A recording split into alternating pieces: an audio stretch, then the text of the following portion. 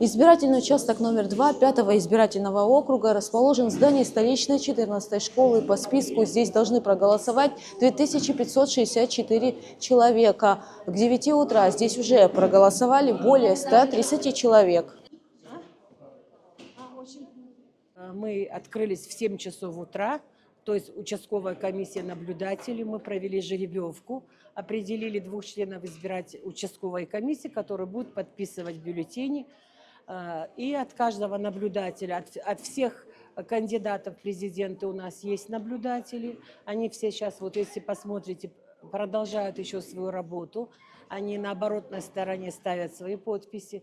По списку у нас 2564, но у нас есть дополнительный список, в который попадают, кто переписался, которому исполнилось только 18 лет, и кто идет с удостоверениями, выданными ЦИК.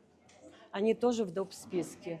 По дополнительному списку 16 человек проголосовало, из них 4 с удостоверениями, которые выданы в ЦИКе. То есть это те, которые являются гражданами Республики Абхазия, но без прописки. Был у нас на участке Бабурин Сергей Николаевич, который для Абхазии является значимой фигурой. Это начиная с послевоенного времени до нашего времени. Он был здесь долго, наблюдал. И как первый избиратель проголосовал, как другие, фотографировался со многими. Многие избиратели просто подходили, просили, можно с вами сфотографироваться. Но он обещал нам, если получится, я вечером тоже заеду к вам.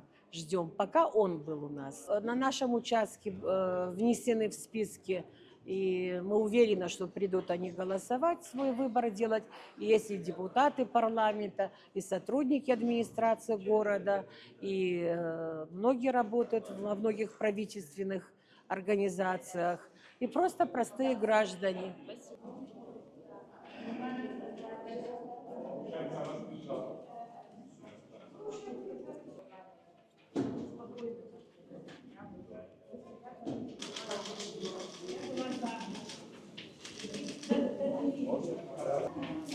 Сегодня очень значимый день для всей республики, для народа Абхазии. Это выборы президента Республики Абхазии, главного человека в стране. Самое главное, что все проходило спокойно и стабильно. Я надеюсь на то, что кого бы ни выбрали наши граждане, значит, любой из кандидатов, а все кандидаты достойны, должен первой задачей ставить объединение нашего народа и нашего общества. Пожалуй, это самое главное. Запрос на это есть в нашем обществе. Я надеюсь, что так и будет.